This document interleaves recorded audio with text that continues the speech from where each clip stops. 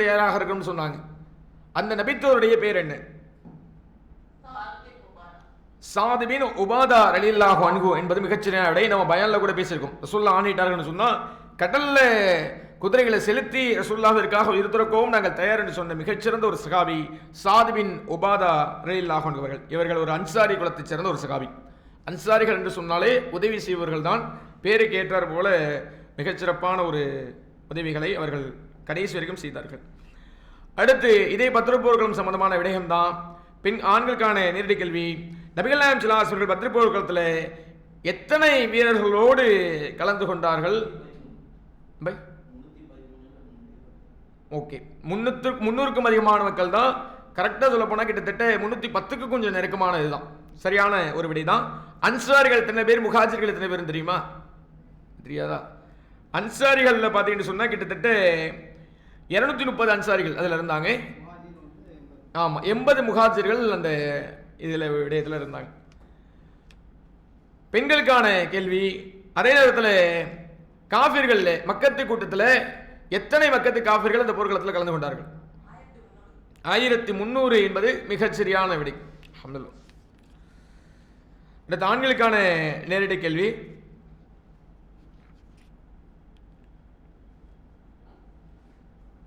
அந்த 1300 மக்கத்து காஃபிர்கள் கலந்து கொண்டாங்க என்று ரசூலுல்லாஹ் எதன் மூலமாக அறிந்து கொள்கிறார்கள்?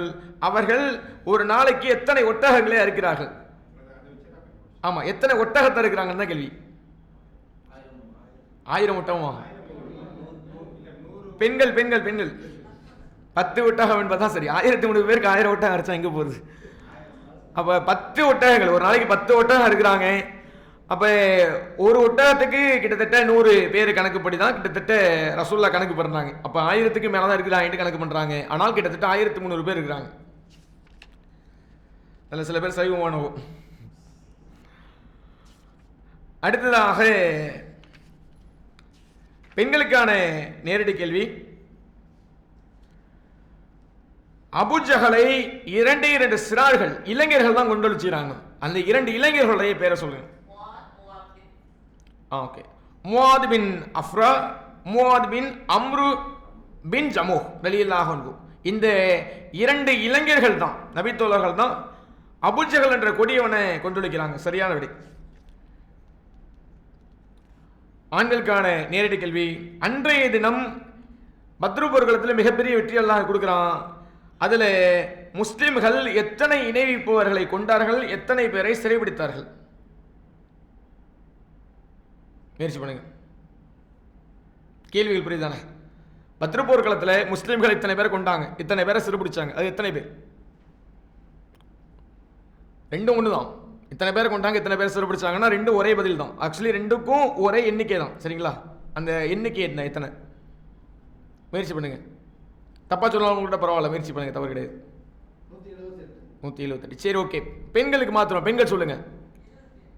70 பேர் என்பது மிகச்சிறிய விடை. 70 பேரை கொண்டார்கள், 70 பேரை சிறைப்பிடித்தார்கள்.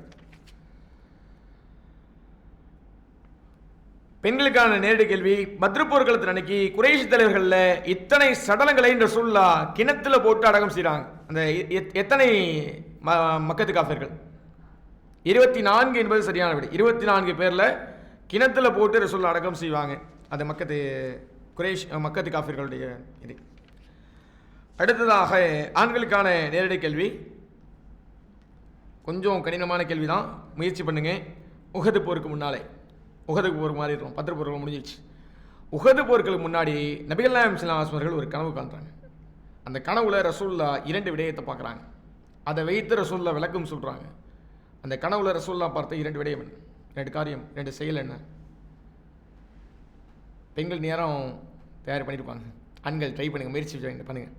கொஞ்சம் கடினம் தான், இருந்தாலும் தெரிந்து சொல்லலாம். நான் பேசுறது உஹது போர் சம்பந்தமாக பேசுகிறேன். உஹது போர்க்களத்துக்கு முன்னாடி அல்லாஹ் கனவுல அறிவிச்சு தர்றான் ஒரு வகையை. சரி, ஓகே. பெண்கள் சொல்லுங்க.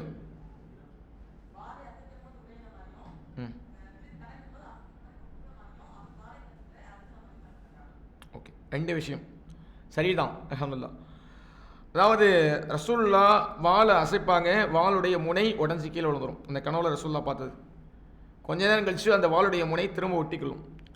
அது மாதிரி காளை கண்டை பார்ப்பாங்க. அந்த காளை மாடுகளில் சில மாடு ஓடக்கூடிய சூழ்நிலை இருந்தது. காளை மாடுகளை பார்த்தேன், அந்த மாடு ஓடிக்கொண்டிருந்தது, அது அறுக்கிற மாதிரி ஒரு சூழ்நிலை இருந்தது. இப்போ இதை நபிகள் நாயகம் ஸல்லல்லாஹு அலைஹி வஸல்லம் விளக்கம் அளிக்கிறாங்க. அந்த வாள் என்பது என்னென்னு கேட்டால் முஸ்லீம்கள் தான். அது உடையும் போது முஸ்லீம்கள் தன்னுடைய உறுதிப்பாட்டை இழப்பார்கள். எப்படி ஒரு முன்னறிவிப்பை அல்லாஹ் கனவுல சொல்கிறான் பாருங்க. உஹது போருக்கு முன்னாடி இந்த கனவு வந்திருக்கு. கனவு என்பது நபித்துவத்துடைய ஒரு பகுதி என்பதை நம்ம அறிவோம். அந்த கனவுல அல்லாஹ் காமிச்சு தர்றான், வாள் உடையுது. அது மாதிரி முஸ்லீம்களுடைய ஒரு கூட்டம் சிதறி போகும். மீண்டும் அந்த வாள் ஒன்றிணையும். மீண்டும் முஸ்லீம்கள் அந்த இடத்துல ஒன்றிணைவார்கள். அதே போல காளை மாடுகளை நான் பார்த்தேன். அதே போல உஹது போர்க்களத்தில் காளை மாடுகள் கொல்லப்படுவது போல முஸ்லீம்களில் சிலர் கொல்லப்படுவார்கள். இதுதான் அந்த ஹதீஸ்கான விளக்கமாக, அந்த கனவுக்கான விளக்கமாக நபிகள் நாயகம் ஸல்லல்லாஹு அலைஹி வஸல்லம் சொன்னாங்க. அந்த அடிப்படையில் தான் அந்த போரும் நடைபெற்றது. முஸ்லீம்கள் சிதறி ஓடினாங்க, மீண்டும் முஸ்லீம்கள் ஒன்றிணைஞ்சாங்க. அதே போல காளை மாடுகள் அறுத்தது போல நபித்தோழர்களும் சில நபர்கள் அந்த உஹது போர்க்களத்தில் இறந்து போனாங்க. அடுத்ததாக பெண்களுக்கான ஆண்களுக்கான நேரடி கேள்வி. பெண்களுக்கா? சரி, ஓகே. உஹது போர்க்களத்துக்கு முன்னால ஒரு 300 வீரர்களை ஒரு நயவஞ்சகன் திரும்ப கூட்டிட்டு வந்துருவான். அந்த நயவஞ்சகனுடைய பேர் என்ன? ஒரு பெரிய கூட்டம் போகும், சொல்லுங்க. சைபாவா?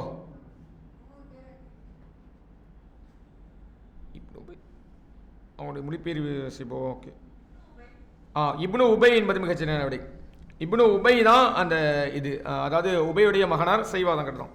அவங்கள தான் அவன் தான் அந்த 300 பேரை திரும்ப நயவஞ்சக கூட்டத்திலேருந்து திரும்ப மதீனாவுக்கு கூட்டு வந்துடுவான். இது மிகப்பெரிய ஒரு திருப்பத்தை ஏற்படுத்தியது. இருந்தாலும் அந்த போர்க்களம் மிக கடுமையான முறையில் தான் நடைபெற்றது. இது ஆண்களுக்கான நேரடி கேள்வி. நபிகள் நாயகம் ஸல்லல்லாஹு அலைஹி வஸல்லம் அவர்கள் போர்க்களத்துக்கு முன்னால் திட்டம் தீட்டுறாங்க. கீழே ஒரு பெரிய படையை நியமனம் செய்கிறாங்க. அதே போல் மலை கணவாயில் ஒரு 50 நபர்களை நியமனம் செய்து அந்த கணவாயில் இருக்கக்கூடிய அந்த 50 நபர்களுக்கும் தலைவராக அமீராக ஒரு நபித்தோழரை நியமனம் செய்கிறாங்க. அந்த நபித்தோழருடைய பேர் என்ன? இது பயான்லையும் சொல்லியிருக்கோம் நினைக்கிறேன். இதுக்கு முன்னால் வச்சு பாருங்க. ஒரு நபித்தோழர் மலைக்கணவாயில் இருக்கக்கூடிய படை வீரர்களுக்கு தலைவராக நியமிக்கப்படுகிறார். அந்த நபித்தோழருடைய பேர் முயற்சிகள் பண்ணுங்க, ரொம்ப எளிதுதான். பயான்களையும் சொல்லியிருப்பாங்க எல்லாரும், நம்மளும் கூட சொல்லியிருக்கோம். சரி, பெண்களுக்கு மாற்றிடுவோமா? பெண்களுக்கான கேள்வி மாறுது. பெண்கள் சொல்லுங்க. அப்துல்லா பின் ஜுபைர் ரலியல்லாஹு அன்ஹு என்பது மிகச்சரியான விடை. அவங்களுடைய பேச்சை தான் மலைக்கணவாயில் இருக்கக்கூடிய மக்கள் கேட்க மறுப்பாங்க. அந்த கனிமத்து பொருள்களுக்கு ஆசைப்பட்டு கீழே வருவாங்க. அதனால தான் போர்க்களம் அப்படியே தலைகளாக மாறிப்போச்சு. பெண்களுக்கான நேரடி கேள்வி. ஹம்சா ரலியல்லாஹு அன்ஹு அவர்களை கொன்றளித்த ஒரு நபர் பின்னால் இஸ்லாத்தை ஏற்றுக்கொள்கிறார். அவருடைய பேர் வகிசி என்பது மிகச்சரியான விடை. அவர் ஒரு கருப்பின அடிமையாக இருக்கிறார். அவர் விடுதலை பெற வேண்டும் என்ற நோக்கத்திற்காக ஹம்சா ரலியல்லாஹு அன்ஹு அவர்களை ரொம்ப கொடூரமான முறையில் கொண்டிருப்பார். ரசூல்லா கடைசி வரைக்கும் மறக்க மாட்டாங்க. அவர் இஸ்லாத்தை ஏற்றுக்கொண்டு ரசூல்லாவை சந்திப்பதற்காக வருவாங்க. ரசூல்லா தொழுகும் போது சலாம்லாம் கொடுப்பாங்க. ரசூல்லா சலாம் கொடுத்து விட்டு கடந்து போவாங்க. ஆனால் பெரிதாக இடத்துல பேசிக்கொள்ள மாட்டார். ஏன்னா ரசூல்லா இடத்துல அந்த உள்ளத்தில் அவ்வளோ வருத்தங்கள் இருக்கும். தன்னுடைய சிறந்த ஒரு தோழர் என்று கூட சொல்லலாம், சிறந்த ஒரு உறவினர் தோழர். அப்படிப்பட்ட ஹம்சா ரலியல்லாஹு அன்ஹு கொண்டளித்து விட்டாரே அப்படிங்கிற மாதிரி அவரையும் ரொம்ப கொடுமையான முறையில் கொண்டளிப்பாங்க. அதெல்லாம் அந்த சபையில் சொல்ல வேணாம். ரொம்ப கொடுமையாக இருக்கும் அவருடைய இறப்பு என்பது, ஹம்சா ரலியனுடைய இறப்பு என்பது. சரி, அந்த புத்தகத்தை படித்தா எப்படி இறந்தாங்கிற விஷயம்லாம் நமக்கு தெரியும். அடுத்து பெண்கள் தானே ஆண்களுக்கான நேரடி கேள்வி. அதே உஹது போர்க்களத்தில் ஒரு சஹாபி தன்னுடைய தந்தையை தன்னுடைய கண் முன்னால் நம்முடைய முஸ்லீம் மக்களை கொள்றாங்கன்ட்டு ஒரு சம்பவத்தை பார்ப்பாங்க. சஹாபி இருக்கிறாரு, அவருடைய தந்தையை முஸ்லீம்களை கொள்ளுவாங்க. குழப்பத்தினால் இவர் முஸ்லீமா காஃபிரான்னு தெரியாமல் கொள்ளுவாங்க. இந்த சஹாபியுடைய தந்தையுடைய பேர் மட்டும் சொல்லுங்க போதும். சஹாபியுடைய பேர் நான் சொல்கிறேன், ஹுதைபா ரலியல்லாஹு அன்ஹு. அவருடைய தந்தையுடைய பேர் தெரியுங்களா? எளிமையானது இல்லையோ, கனியமாக இருக்கா? சரி, பெண்களுக்கு மாற்றிடுவோமா? பெண்கள் சொல்லுங்க. யமான் என்பது மிகச்சரியான ஒரு விடை. யமான் ரலிலாஹன்கு அவருடைய மகனார் தான் ஹுதைபா ரலிலாஹன்கு. அங்கே பெரிய அளவுக்கு ஒரு குழப்பம் வெடிக்கும். அந்த குழப்பத்துக்கு மத்தியில் யார் முஸ்லீம் யார் காஃபிர்னு தெரியாது. அப்போ அவங்களுக்கு முன்னாலேயே முஸ்லீம்களை முன்னணி படையாக இருக்கக்கூடிய ஒரு பெரிய கூட்டம் யமான் ரலிலாஹன்கு துரத்துக்கிட்டு போவாங்க. இந்த சம்பவத்தை ஹுதைபா ரலிலாஹன்கு பார்த்துப்பாங்க. நெஞ்சமெல்லாம் பதறி போகும். நம்முடைய தந்தையை துரத்துவது காஃபிர்கள் கிடையாது, முஸ்லீம்கள். காஃபிராக இருந்தால் வெட்டி வீழ்த்திடுவாங்க, ஓடி போய் முஸ்லீம்கள் துரத்துறான்னு சொல்லி அவ்வளவு தூரம் துரத்திட்டு பின்னாடியே ஓடுவாங்க. என்னுடைய தந்தையை விட்டுருங்கன்னு சொல்லிட்டு முஸ்லீம் இடத்துல கெஞ்சி கொண்டு ஓடுவார்கள். ஆனால் அவர்கள் ஓடி அவர்களை சந்திப்பதற்கு முன்னால், அவர்களை தடுத்து நிறுத்துவதற்கு முன்னாலேயே யமான் ரலிலாஹு கொண்டொழிச்சிருவாங்க. யாருண்டா முஸ்லீம்கள் தான். ஏண்டா அவங்க முஸ்லீம்கிட்ட தெரியாம காஃபின்னு நினைச்சு தப்பா செஞ்சிருவாங்க. அவர்கள் சொன்ன ஒரே ஒரு வார்த்தை, அல்லாஹ் உங்களை மன்னிக்கட்டும், என்னை அல்லாஹ் நாடினால் பொறுமையாளர்களோடு காண்பாங்க. எப்படிப்பட்ட வார்த்தை பாருங்க. தந்தையை கொண்டடிச்சிருக்கிறாங்க. சாதாரணமாக ஒரு சின்ன ஒரு காரியத்தை யாரு ஒருத்தவங்க செஞ்சாலும் வாயிலிருந்து வரக்கூடியது அவ்வளோ பெரிய வார்த்தைகளாக இருக்கும். என்ன பேசுகிறோம், என்ன யார்கிட்ட பேசுகிறோம் என்பது கூட தெரியாமல் ரொம்ப கடுமையான வார்த்தைகளை பிரயோகம் செஞ்சுருவோம். இயல்பு நிலைக்கு மாறின பின்னாடி தான் நம்ம தப்பாக பேசிட்டோம் அப்படின்னு சொல்லிட்டு மன்னிப்பு கேட்போம். ஆனால் அந்த நேரத்திலும் அவர்கள் பொறுமையாக இருந்து அல்லாஹ் மன்னிக்கட்டும் என்ற ஒரு துவாவை தான் அவங்களுக்கு கேட்டாங்க. அந்த அளவுக்கு தான் ரசூலுல்லாஹுடைய வார்ப்பு வளர்த்தெடுப்பு என்பது இருந்திருக்கு. அடுத்து பெண்களுக்கான நேரடி கேள்வி. பத்ரு போர்க்களத்தில் உஹது போர்க்களத்தில் ஒரு நபித்தோழர் சொர்க்கத்துடைய வாசனையை உஹது மலையுடைய அடிவாகத்தில் நான் காண்கிறேன் என்று சொல்லி அத்தனை மக்களும் மதீனாவை நோக்கி வரும்போது இவர்கள் மட்டும் உஹதை நோக்கி போனார்கள். அந்த நபித்தோழருடைய பேர் என்ன? ஆண்களுக்கான நேரடி கேள்வி. உடனே மாற்றிடுவோம், ஈஸி தான். சாத் பின் மாலிக் தான் பெண்கள் சொன்னாங்க, கரெக்டுங்களா? தவறு. ஆண்களுக்கான நேரடி கேள்வி, வாய்ப்பு இருக்கு, பயன்படுத்திக் கொள்ளுங்கள். சொல்லுங்க. ஜாபிரா மிஸ் பண்ணிட்டீங்களே. சரி, நம்மளே சொல்லிடுவோம். அனஸ் பின் நல்ர் ரலியல்லாஹு அன்ஹு அவர்கள், நம்ம கூட நம்முடைய பயானில் சொன்னோம்னு நினைக்கிற அந்த இதை, அனஸ் பின் நல்ர் ரலியல்லாஹு அன்ஹு அவர்கள் என்பதுதான் மிகச்சரியான விடை. அவர்கள் தான் மக்காவை நோக்கி மதீனாவை நோக்கி அத்தனை மக்களும் போகும்போது அந்த உஹது மலையை நோக்கி போகும்போது தடுத்தாங்க சில நபித்தோர்கள். அப்போது கூட சொன்னாங்க, உஹது மலையுடைய அடிவாரத்தில் சொர்க்கத்துடைய அந்த சுவையை, அந்த வாசனையை நான் நுகர்கிறேன் போனாங்க. அந்த போர்க்களத்தில் மிகப்பெரிய அளவில் அடி விழுகுது. ரொம்ப கடுமையான முறையில் சிதைக்கப்பட்டு கடைசியில் உருத்தெரியாமல் சிதைக்கப்பட்டவர்கள் இறந்து போகிறாங்க. அவருடைய சகோதரி கூட அவருடைய சுண்டு விரலை வைத்து தான் இவங்களுடைய சகோதரர் என்ற அடையாளம் காணக்கூடிய அளவிற்கு உருத்தெரியாமல் சிதைக்கப்படுகிறார்கள். இன்னொரு 10-12 நிமிஷம் தான் இருக்குது. அதனால் கடைசி கட்ட கேள்விகள் இன்ஷா அல்லாஹ் அதிகமாக ஆர்வம் எடுத்து இன்ஷா அல்லாஹ் சொல்லுங்கள். பெண்களுக்கான நேரடி கேள்வி ஆண்களுக்கு வச்சிருக்கு. ரசூலுல்லாஹி ஸல்லல்லாஹு அலைஹி வஸல்லம் இந்த சஹாபியை நோக்கி சொன்னாங்க, என்னுடைய தாயும் தந்தையும் உங்களுக்கு அர்ப்பணமாகட்டும், நீங்க வில்ல விடுங்க, அம்ப விடுங்க என்று ஒரு நபித்தோழரை பார்த்து சொன்னாங்க. இந்த வார்த்தையே வேற எந்த நபித்தோழரத்திலையும் ரசூலுல்லாஹ் பிரயோகப்படுத்தலை. அப்படிப்பட்ட நபித்தோழருடைய பேர் என்ன? என்னுடைய தாயும் தந்தையும் உங்களுக்கு அர்ப்பணமாகட்டும், எதிரிகளை கொண்டழுவீங்க என்று சொல்லி ரசூலுல்லாஹ் சொல்றாங்க. அந்த நபித்தோழருடைய பேர் முயற்சிகள் பண்ணுங்க. ஏதாவது நபித்தோழருடைய பேரை சொன்னா சொல்லுங்க. ஃப்ளூக்கில் சரியாக இருந்தால் தெரியுங்களா? சரி, பெண்களுக்கு மாற்றிடுவோமா? பெண்கள் சொல்லுங்க. சாத் பின் அபி வக்காஸா? சரி, ஓகே, நம்மளே சொல்லிடுவோம். சாத் என்பது சரியான விட தான். ஆனால் சாத் பின் அபி வக்காஸ் இல்லை, சாத் பின் மாலிக், அதுதான். சரி, அதனால் 2 பேருக்கும் பாயிண்ட்ஸ் கிடையாது. சாத் பின் ஏன்னா சாத் பின் அபி வக்காஸ் இன்னொரு சஹாபி இருந்தாங்க, அதனால பாயிண்ட்ஸ் கொடுக்கல. அதனால சாத் பின் மாலிக் என்பது தான் மிகச்சரியான விடை. அது மாதிரி ஆண்களுக்கான நேரடி கேள்வி, நபிகள் நாயகம் ஸல்லல்லாஹு அலைஹி வஸல்லம், இது ஆண்களுக்கு தானே கட்டுது, பெண்களா? பெண்களுக்கான நேரடி கேள்வி, நபிகள் நாயகம் ஸல்லல்லாஹு அலைஹி வஸல்லம் அந்த போர்க்களத்தில் பங்கெடுக்கக்கூடிய சமயத்தில் மிக கடுமையான முறையில் போர்க்களத்தில் பங்கேற்று ரசூலுல்லாஹை காப்பாற்றுவதற்காக தன்னுடைய ஒரு கையையும் இழந்த சஹாபி, அவருடைய பேர் என்ன? ஒரு கையை வெட்டுப்பட்டு போச்சு, அப்படியே தொங்கிட்டு இருந்துச்சு. இருந்தாலும் அந்த தொங்குற கையோட அவர்கள் ஒரு கையால் வில்ல அம்பெடுத்து விட்டாங்க, வில்ல பிடிச்சி அம்பெடுத்து விட்டாங்க. அந்த சஹாபியுடைய பேர் என்ன தெரியுமா? சரி, ஆண்களுக்கு மாத்திடுவோம். ஆண்கள் சொல்லுங்க. நேரம் கடந்து விட்டது. ஆண்கள் சொல்லுங்க. தல்ஹா பின் உபைதுல்லா என்பது மிகச்சரியான ஒரு விடை. அவங்க தான் ஒரு கை துண்டுபட்டு அப்படியே அவருடைய தோளோடு தொங்கி கொண்டிருந்தது. அந்த சமயத்திலையும் கூட அவர்கள் அம்பெடுத்து விடுறாங்க. அரைமார்க்கு போட்டுருங்க. அம்பெடுத்து விடுறாங்க. அப்போ ரசூல்லா சொல்லுவாங்க, போற வர சகாபிக்கெல்லாம் அம்புக்குட்டோடு யாராவது போனாங்கன்னு சொன்னால் உங்களுடைய அம்புகளை தல்காவை நோக்கி கொடுங்க என்று சொல்லி ஆர்வம் ஓட்டுவாங்க. அவர் அந்த நிலைமையிலையும் தன்னுடைய உடலை கேடயமாக்கி ரசூல்லா எட்டி பார்க்கும்போது அப்படியே எட்டி பார்க்குறாங்க. தல்காவுக்கு முகத்துக்கு முகராக ரசூல்லா நிற்கிறாங்க, தனித்து நிற்கிறாங்க, ஆயுதமிட்டு நிற்கிறாங்க. தல்காவுடைய உடலை உடலை கேடயமாக்கி ரசூல்லா எனக்கு பின்னாடி நீங்கள் மறைஞ்சுக்கோங்க, அவர்கள் அம்பு விட்டாலும் கூட அது என்னுடைய உடலை இருந்தாக்கும், உங்களை பாதிக்கக்கூடாது என்று சொல்லி உடலை அவன் இதாக்கி பல வில்கள் உடையுது. ஒன்னல்ல ரெண்டல்ல, பல வில்கள் எதிரிகளால் அம்புகளால் தாக்கப்பட்டு உடையுது. ஒவ்வொரு வில்லு உடையும் போதும் அடுத்தடுத்த வில்லு ரசூல்லா எடுத்துடுறாங்க, சகாபாக்கள் எடுத்துடுறாங்க. ஏன்னா அந்த அளவுக்கு அவங்க வீரத்தோட போட்டுட்டாங்க.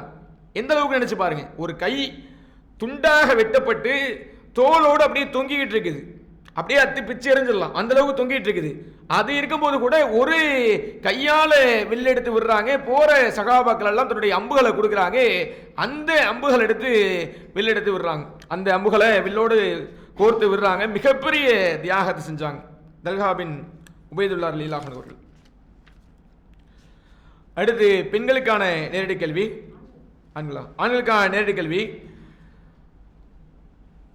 அந்த போர்க்களங்களில் ரசூலுல்லாஹி ஸல்லல்லாஹு அலைஹி வஸல்லம் அவர்கள் அவருடைய மனைவிமார்கள் அதுபோக சில நபித்தோழிகள் போர்க்களத்தில் நபித்தோழர்களுக்கு உதவி செஞ்சாங்க. அந்த நபித்தோழர்களுடைய ஒரு 2 பேரை சொல்லுங்க. 3 நபித்தோழர்கள் இருக்காங்க, 2 நபர்களுடைய பேரை சொல்லுங்க. எந்தெந்த நபித்தோழிகள் முஸ்லிம்களுக்கு அந்த போர்க்களத்தில் உதவி செய்தார்கள்? இந்த தண்ணீர் கொடுப்பதற்கும் காயத்தாற்றுவதற்கும் மருந்து கொடுப்பதற்கும் உதவி செஞ்சாங்க. நபித்தோடைய பேர் ஃபாத்திமா இல்லை அந்த லிஸ்ட்ல. சரி, ஆண்கள் பெண்களுக்கு மாத்திடுவோம். பெண்கள் சொல்லுங்க.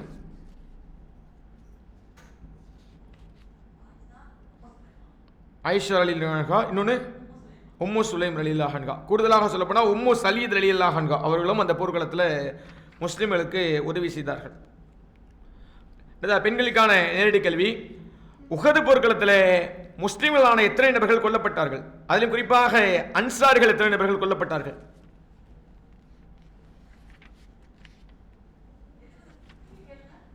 உஹது போர்க்களத்தில் அன்சாரிகள் எத்தனை நபர்கள் கொல்லப்பட்டார்கள்? 70 நபர்கள் அன்சாரிகள் உஹது போர்க்களத்தில் கொல்லப்பட்டாங்க. மிக சரியான விடை. அல் அஹ்ஸாப் போரை கேள்விப்பட்டிருக்கோம் இல்லையா? அல் அஹ்ஸாப், ஹந்தக்னு சொல்லுவாங்க, அல் அஹ்ஸாப்னு சொல்லுவாங்க, அகல் போர்னு சொல்லுவாங்க. அந்த போர்க்களம் எந்த ஆண்டு நடைபெற்றது? ஹிஜ்ரியில் சொல்லுங்க. ஹிஜ்ரி எத்தனாவது ஆண்டு அஹ்ஸாப் போர்க்களம் நடைபெற்றது? ஹிஜ்ரி 2ல் உஹது. அப்போ அஹ்ஸாப்ங்கிறது முயற்சி பண்ணுங்க. ஹிஜ்ரி 3. சரி, பெண்கள் சொல்லுங்க. சரி, ரெண்டுமே தவறான பதில் தான். ஹிஜ்ரி 5ஆம் ஆண்டு அஹ்ஸாப் போர்க்களம் நடைபெற்றது என்பதுதான் மிகச்சரியான ஒரு விடை. அடுத்து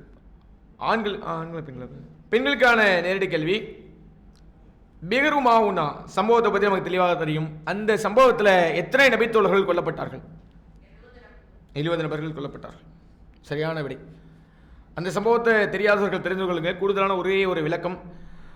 ஒரு சில முனாஃபிக்குகள், நாங்கள் இஸ்லாத்தை ஏற்றுக்கொண்டிருக்கிறோம், எங்களுடைய தேசத்திற்கு மார்க்கத்தை சொல்வதற்காக ஆஃபீஸ்கள் வேணும், தாயிக்கள் வேணும் என்று சொல்லி 70 முஸ்லீம்களை, அதிலும் குறிப்பாக திண்ணை தோழர்களை, அவர்கள் முழுவதுமான திருமறை குர்ஆனை ஓதிய மனனம் செய்த ஹாஃபிஸாக காரியாக இருந்தார்கள். அப்படிப்பட்ட 70 நபர்களை ரசூலுல்லாஹ் நம்பி அவர்களோடு அனுப்பி வைக்கிறாங்க. அவர்கள் போகக்கூடிய வழியிலேயே பிஹ்ரு மவுனா என்று அழைக்கக்கூடிய ஒரு பகுதியில் அந்த 70 முஸ்லீம்களையும் எதிரிகள் துடிக்க கொள்றாங்க. ரசூலுல்லாஹ்விற்கு இந்த செய்தி திருமறை குர்ஆனின் வாயிலாக, வசனம் வாயிலாக வெளிப்படுது.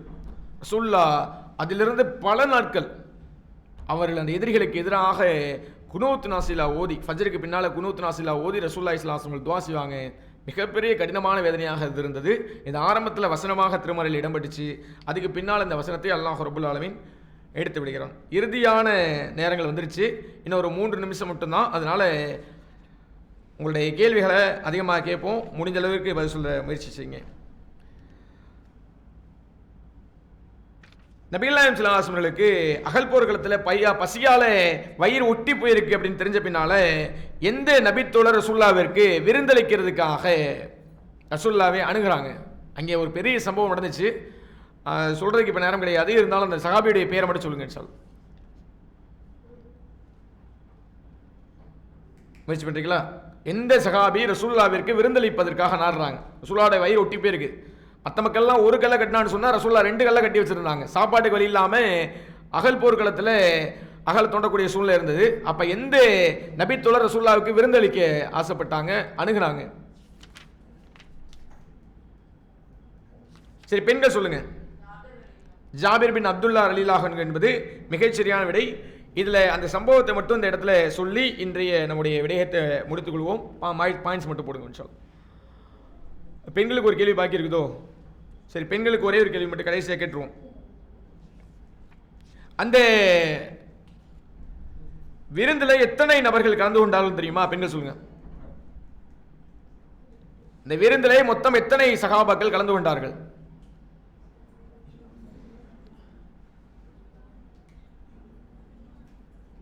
சரி, ஆண்களுக்கு மாத்திடுவோம். ஆண்கள் சொல்லுங்க. ஜாபிர் பின் அப்துல்லா கொடுத்த அந்த விருந்திலே எத்தனை சகாபாக்கள் கலந்து கொண்டார்கள்?